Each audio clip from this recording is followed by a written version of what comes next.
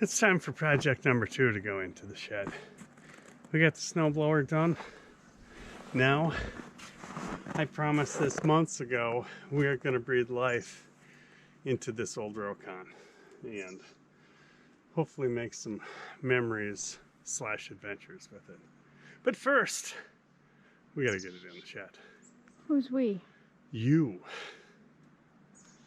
and me together. Living in perfect harmony. Isn't that a song? I think that's a song.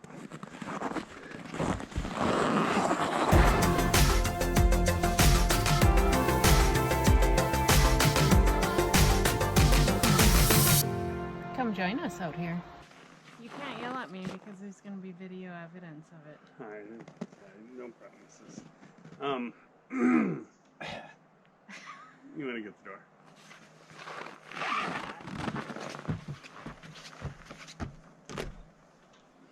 Both sides? Sure. Probably.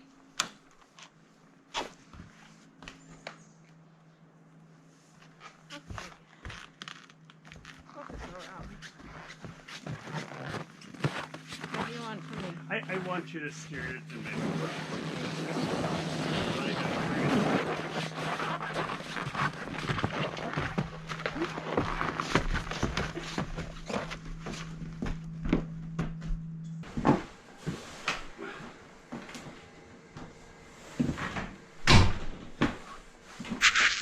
Okay.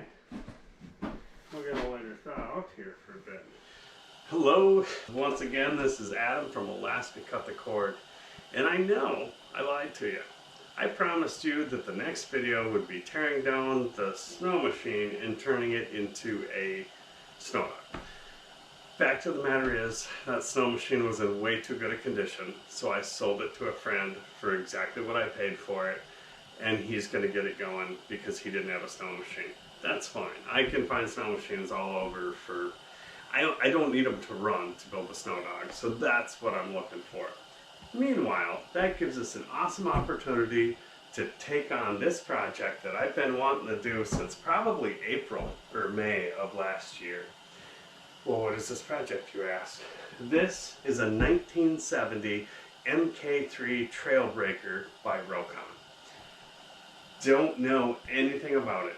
Other than a friend of mine and myself, we bought a pair of them, non-running, just as you see them. They're relatively simple. They use a Chrysler 5-horse 2-stroke engine, which I'm not a fan of. They have a weird Albion transmission on the side here that is a 3-speed transmission with a neutral in between each gear. So you literally have to stop each time to put it into a gear before you go. Then from there you've got torque converters on it, more or less. And the torque converters run up to a chain to the drive, which drives through the backbone of the motorcycle, drives through a backbone here, drives into a miter box here, and from a chain down to the wheel, both front and rear. These wheels, you can see that here. This one came with the wheels that are actually hollow, and you can take this plug out, spin it around up here, and you can fill it with fuel or water, whatever you might need on the trail. I took the plug out of the front wheel, and as far as I could smell, nothing's ever been in it. So that's a really good thing. What am I planning to do with this? Well, these tires are awful. Even though these are in really good condition, they actually still have the nubs on them. I have no idea what year they were made. I doubt they're very good. I fully intend to switch these over to the Maxxis tires. These are a Sure Grip by Goodyear, I think. And people that have run them for long enough, they actually call them the Sure Slip tire because they have no side traction at all. Good going forwards like a tractor, but not worth a darn on the side hills. So I'm going to change that and modify that. Then we get to the motor. I priced them out as far as what to do with this little 2-stroke in here. And I think I'm going to do something different. I don't like old two-strokes if they don't have the compression that they're supposed to have, and this has compression when you try to turn it over. They'll never start. They're guaranteed to break down, and that's not what I want to do with this bike. It does have the front rack on it. This one came with the front rack. The other guys, his actually came with the hitch, which I'll probably duplicate so I can make the hitch for this. Other things I noticed, the seat is really awful. That doesn't look like it's comfortable for any amount of miles. I'm not sure what happened there. That looks like a thick piece of leather over a thin piece of blue foam. So I'm going to leave that up to Phyllis probably to make something new for that. The rest of the bike is in good condition, but I noticed a couple of things. One, there's a big piece of rebar welded in here, but I don't know what that's for.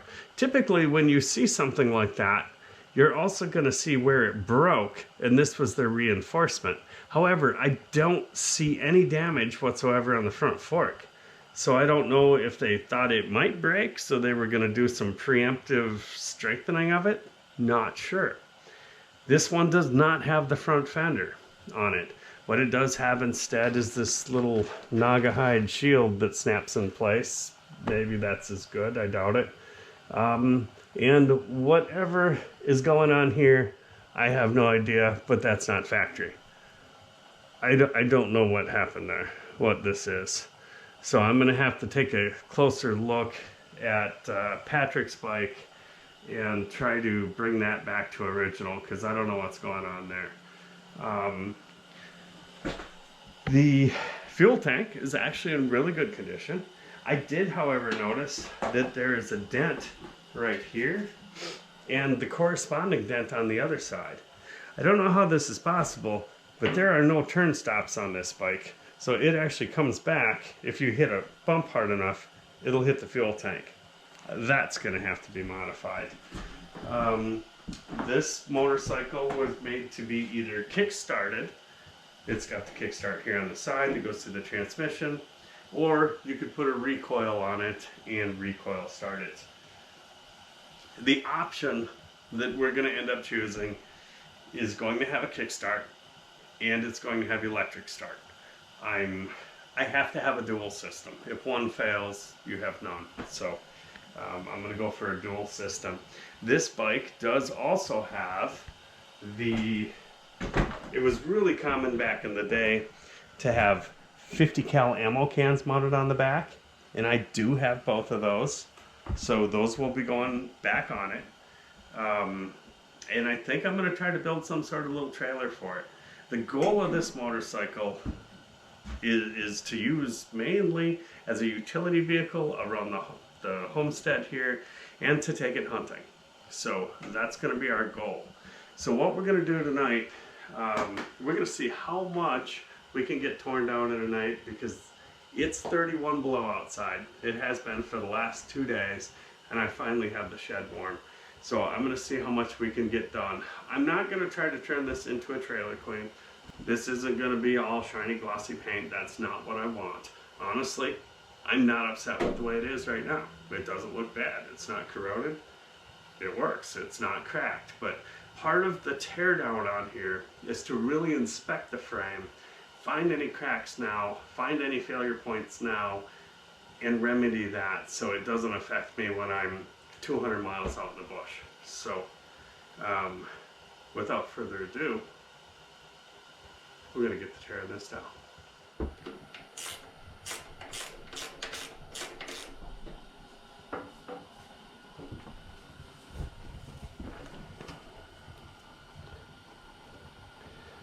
We like our fine thread bolts on this thing for some reason.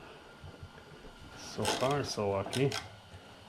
Look at that short little guy.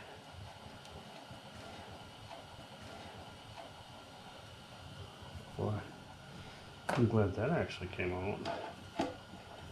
I'll have to run a tap through those. There is corrosion.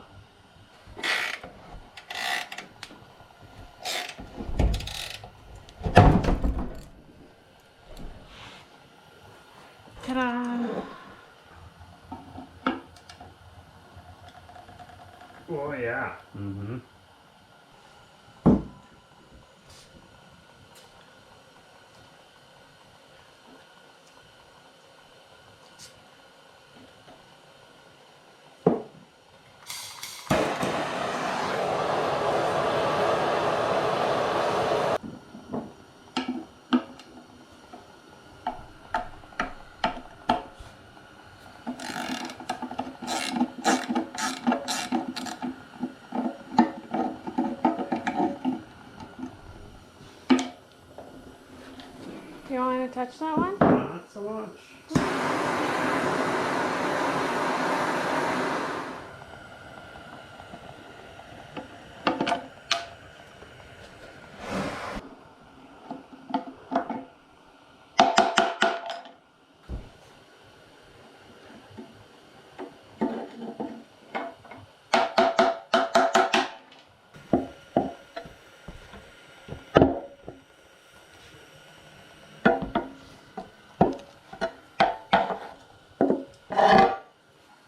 I see that your bird friends have been busy. Yeah, tailpipe's completely full of birds here.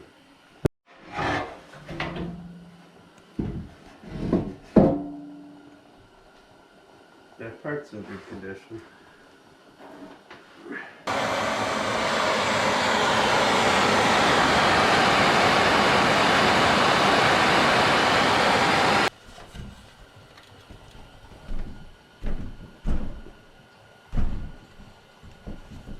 Oh, it moved.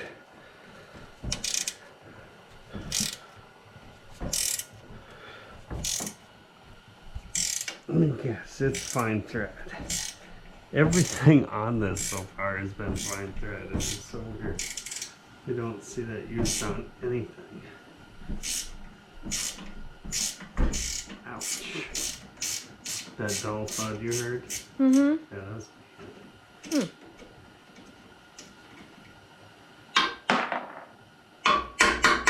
Quick, pick it up.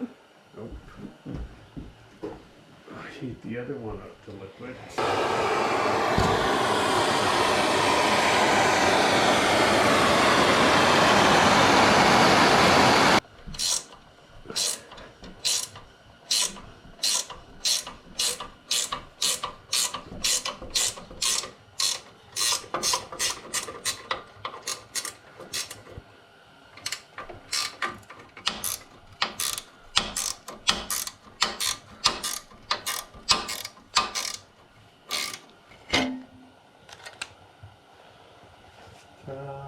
Oh, look at that. That's original. Oh. That's from your old, like your Volkswagen seat was that way. Whew. Somebody recovered it with some, I think that's rubber. Like an old tire? Maybe. Oh, look at that. Made in Italy. Wow. Right in the face. Hmm. And it smells like nasty old gas. Oh, that. Oh. Yeah. See? It was yellow. Almost shiny. That doesn't even smell like gas. Yeah, she's gone back, gone south. Smells like an old antique car that's been sitting in the field for a while.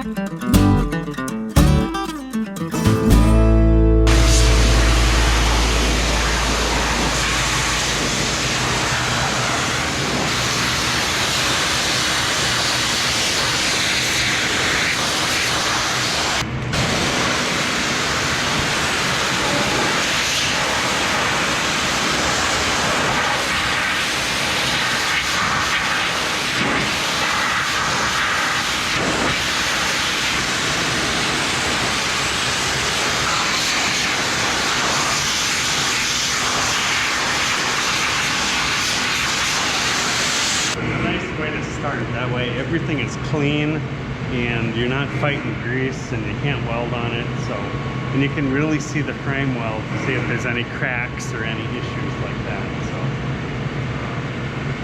always start with it clean. Yeah, we'll have to sand everything down and get some paint on it, but what we need is to be able to cut this out of here to fit the new power plant in there, but that's a surprise. So it's coming. Is this a greaser hole or a bolt hole? I shouldn't have taken those out. Oh, those are the ones you shouldn't have They taken hold out. the bearing block for the drive shaft inside, so that's going to cost me much aggravation later. Oopsies. Yeah. I missed a bunch there. That's okay. Okay. Carrier out.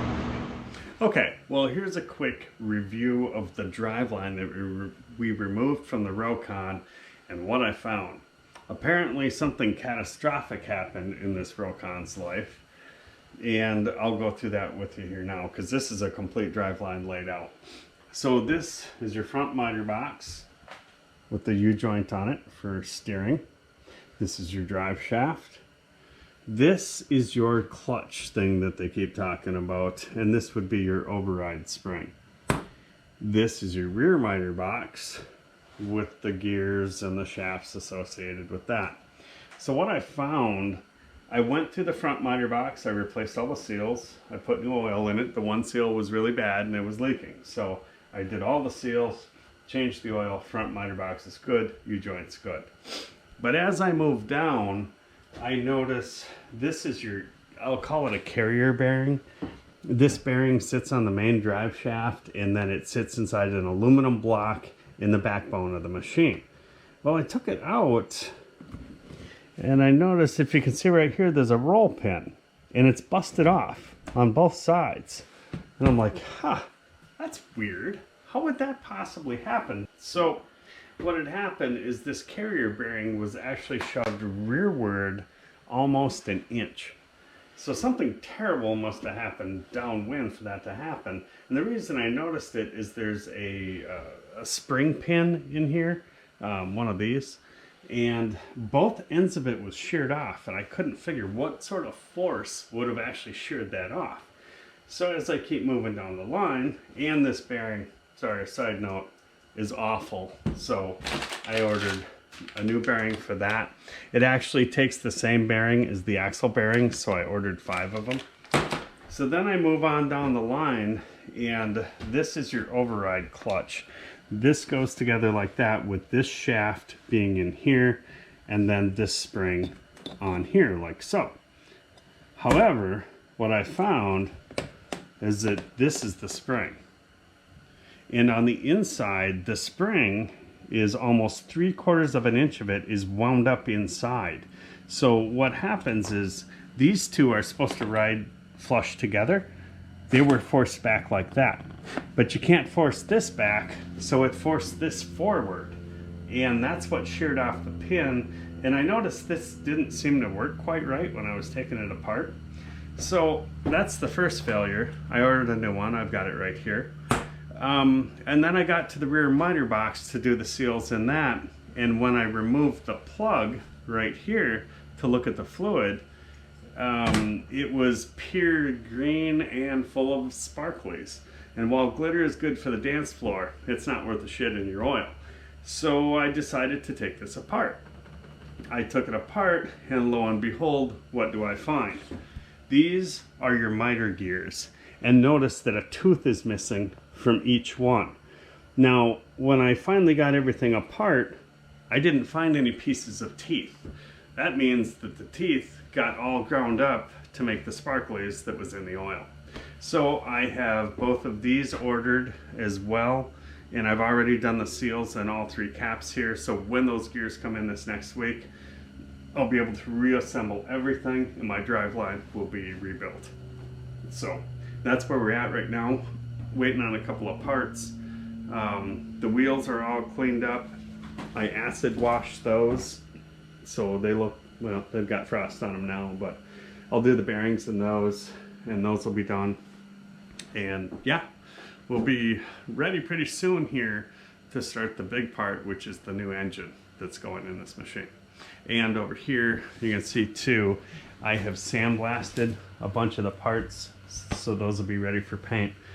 I've got the sprockets, the engine guard, and the front rack. So next time we do a Rokon video, we should be installing the new power plant, and then it'll be on to paint and reassembly and riding. Thank you for watching Alaska Cut the Cord. Love you, bye.